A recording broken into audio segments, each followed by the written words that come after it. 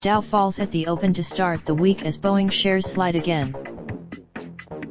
The Dow Jones Industrial Average opened lower on Monday, pressured by Boeing shares. As Wall Street started off what will be a busy week, Boeing fell more than 2% after the Wall Street Journal reported the Department of Transportation and federal prosecutors were scrutinizing the development of the company's 737 MAX planes.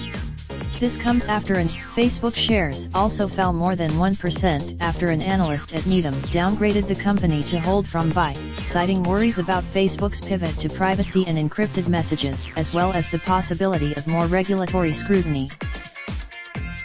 Investors braced themselves for a busy week, highlighted by a Federal Reserve meeting that kicks off on Tuesday. Market expectation when the Fed signaled it will be patient in raising rates at its previous meeting this year.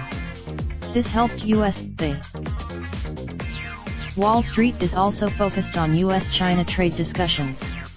The two countries Raindrops